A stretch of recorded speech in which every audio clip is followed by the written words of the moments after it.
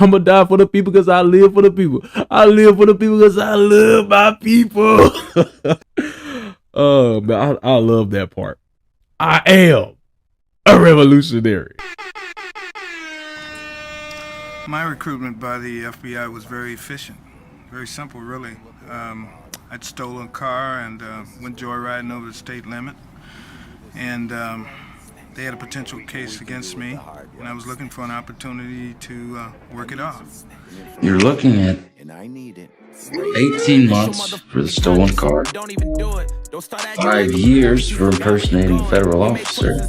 Repeat after me. I am a revolutionary. Or you can go home. You can murder a liberator, but you can't murder liberation. You can murder a revolutionary, but you can't murder revolution. You can murder a freedom fighter, but you can't murder freedom. We got a rap, man.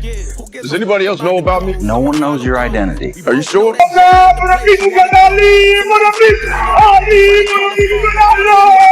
It's cold and it was blood everywhere and it was holes in the wall, and then I was, I just began to realize that the information that I supplied leading up to that moment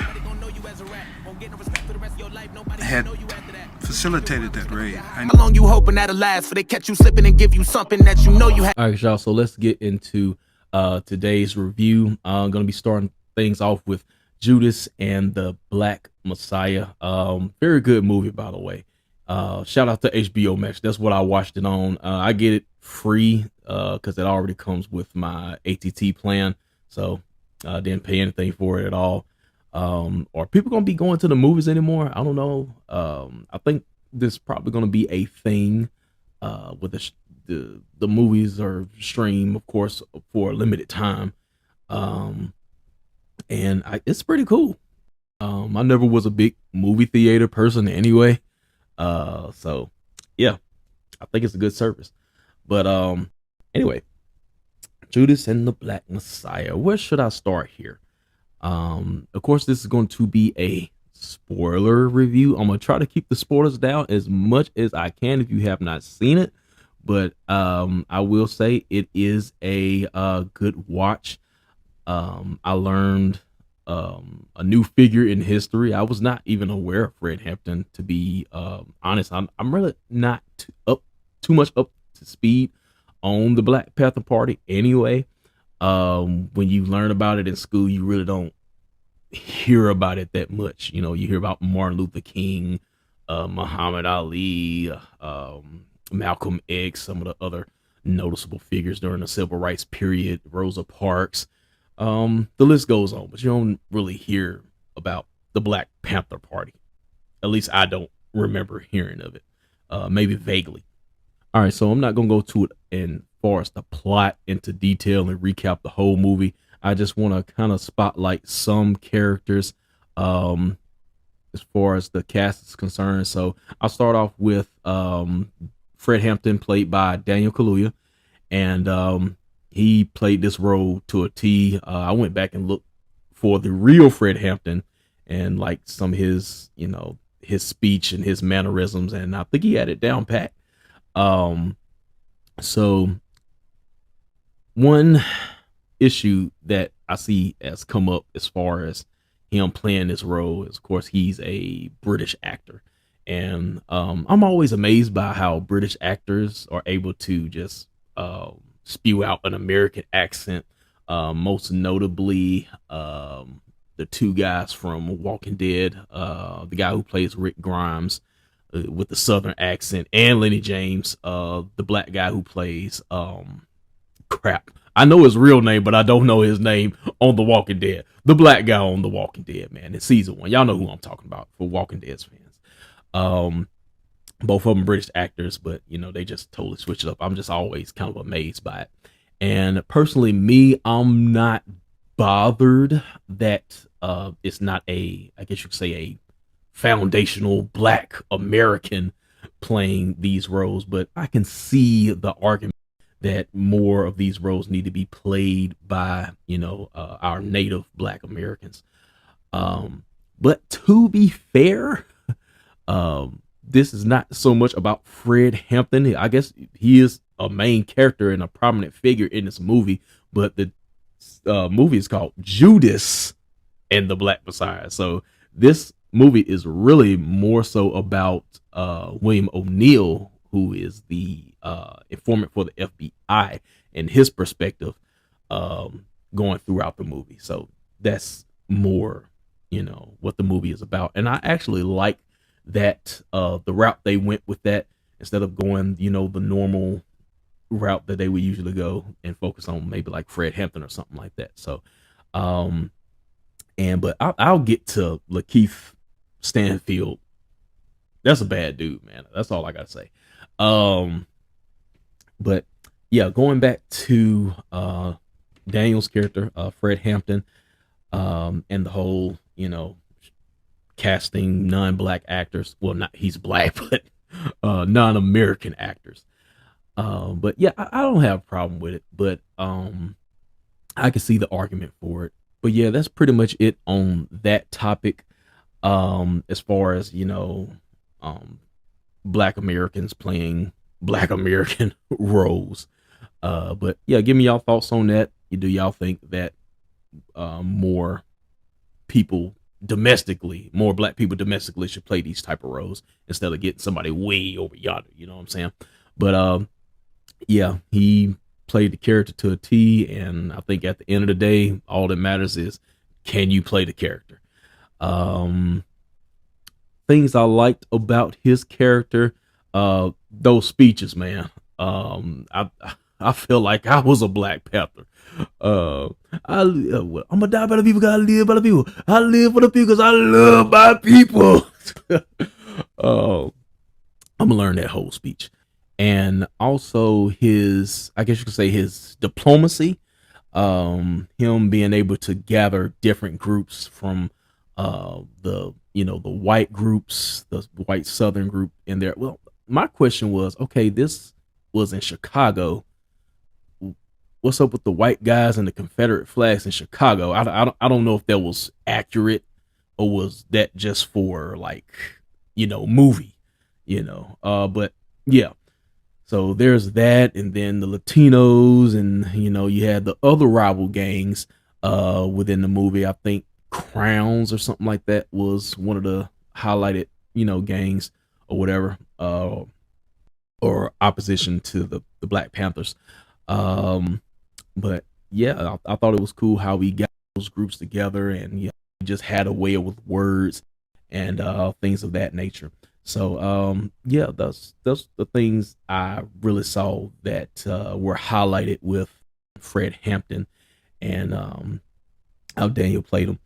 So moving on into the next character that I noticed was Dominique Fishback, who plays Deborah Johnson. I've only seen her in one movie, and that is Project Power, which was also a good movie as well. Even though I found it kind of funny that she jumped from, I think in that movie she was supposed to be like a teenager, maybe like 15, 16, and now she, a whole grown woman. So it's kind of a whole contrast between two roles, but she did this role well. So I liked her performance, but I'll say that I like how she was used to, I guess, humanize Fred Hampton, because in this movie you see him as this powerful, electrifying, charismatic speaker that can lead a group of people and gather different races and stuff like that, and put them on one accord. And we saw this powerful guy, become this shy, mellow guy around her. So I like how they did that as well. Now, time for my favorite character of this movie, Lakeith Stansfield. He did this thing. He played him a little too well. Maybe he know a little something about being an informant. But yeah, he portrayed this character very well. You felt like conflicted. I felt conflicted shoot, I know whether to be sorry for the guy or just be angry with him. But yeah, definitely my favorite character of the movie. And but like I said, his confliction, man, you could feel it. I feel like at times he enjoyed what he did. Um, like when I say enjoyed what he did, he had like maybe like a satisfaction from finessing or tricking the Black Panthers. There were certain scenes like where they went to meet, where the Panthers went to meet the Crowns, and then one of the Crowns had pointed him out because he remembered him from the club when he was trying to impersonate as an officer or whatever to steal his car. And so he points him out. You the guy that robbed us, da da da da da. And then the female Panther, I forgot her name. I guess she's kind of like a lieutenant or whatever. She has him in a car, and then they're interviewing him, and then he just finessed his way out of that so smooth. There's talking about how you got the car, and then I think they asked like, so if you hotwire the car, because they tested him to see if he could hotwire the car, and then he hotwired the car. He said, so if you hotwire the car while you have a brand new ignition, he said, dang, what did he say? He said, you think I'm gonna ride around with a broken ignition? I went to go get it fixed, fool, or something like that. So I was like, man, he played that so smooth. And it was like maybe 2 or 3 times where he did this.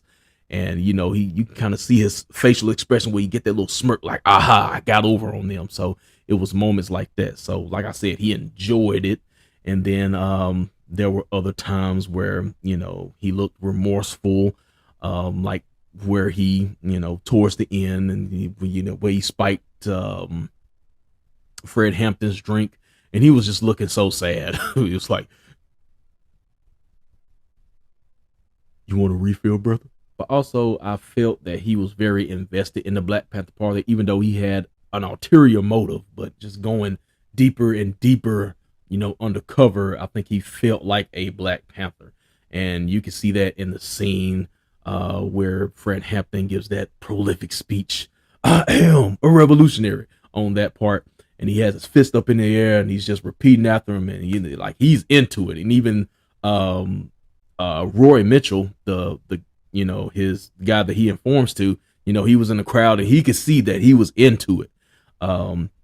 So he was invested with the Black Panther Party as well. So you have this guy that's selfish and has his own motives, trying to stay out of jail, but at the same time is getting a little kickback for this information.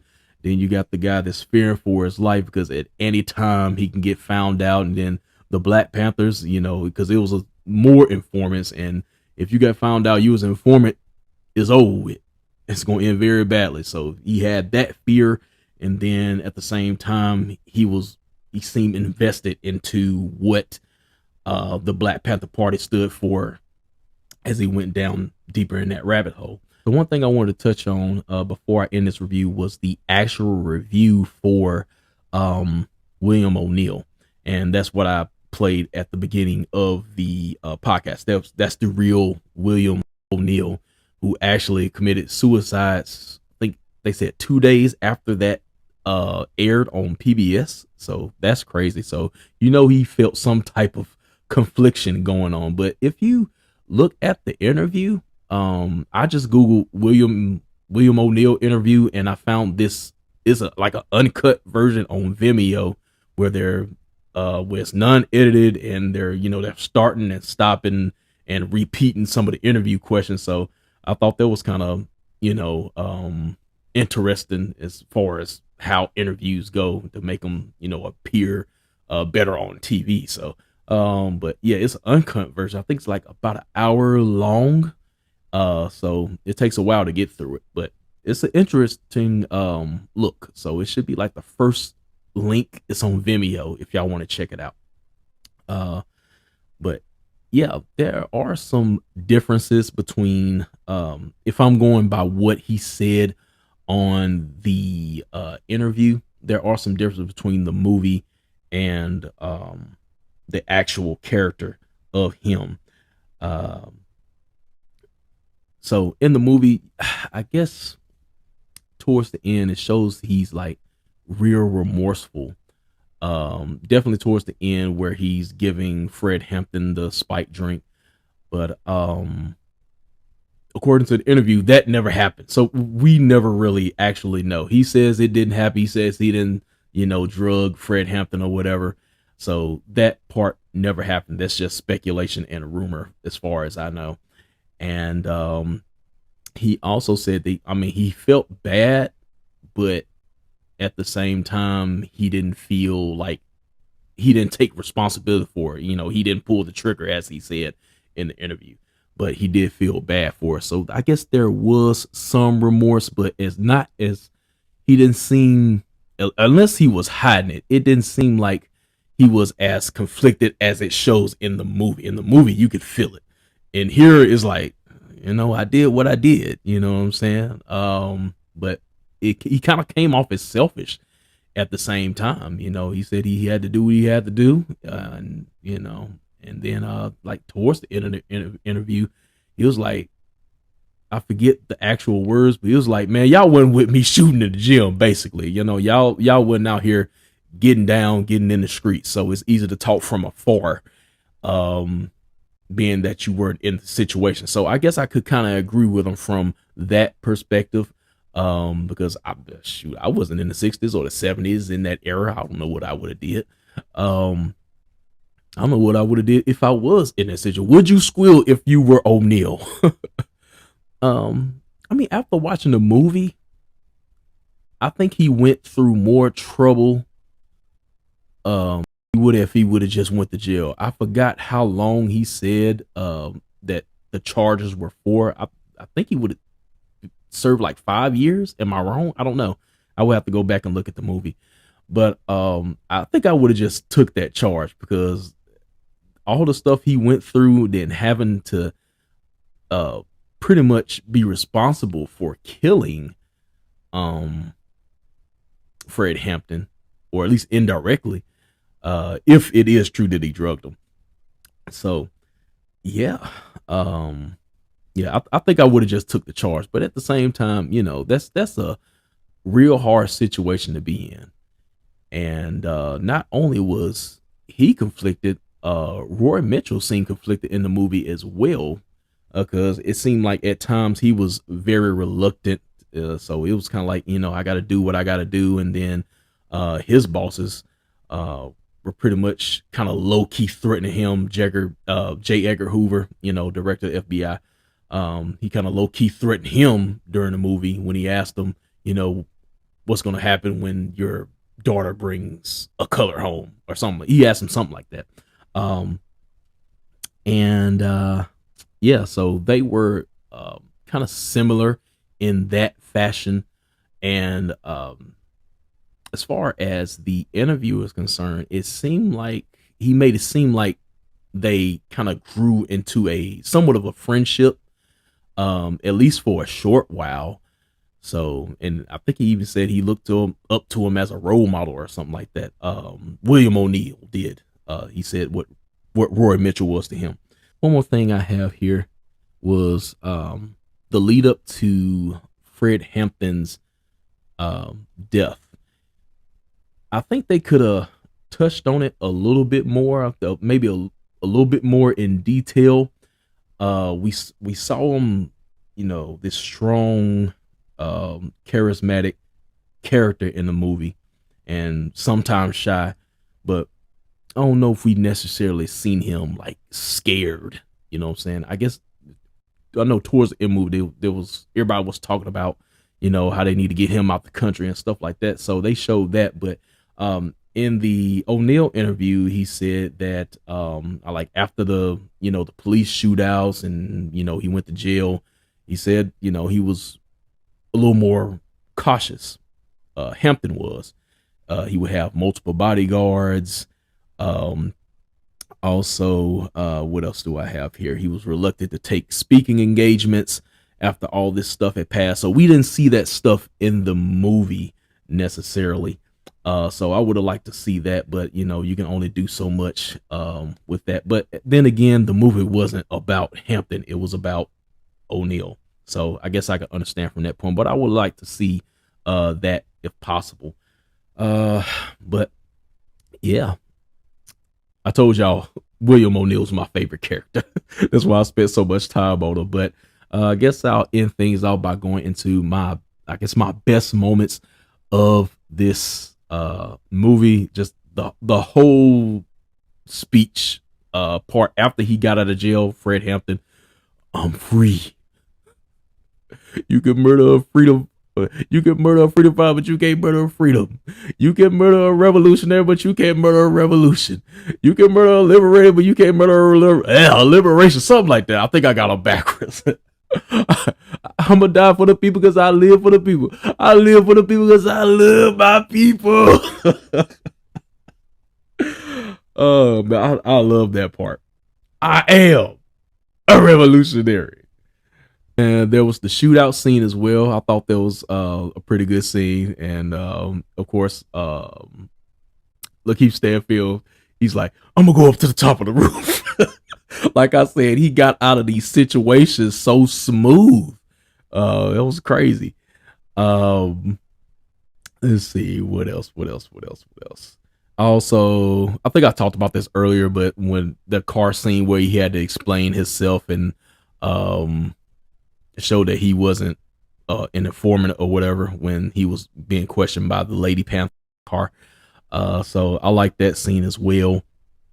And of course, towards the end of the movie where, you know, asks Fred Hampton if he wants a refill, and he's just looking sad. You want a refill, chairman? You want a refill, chairman?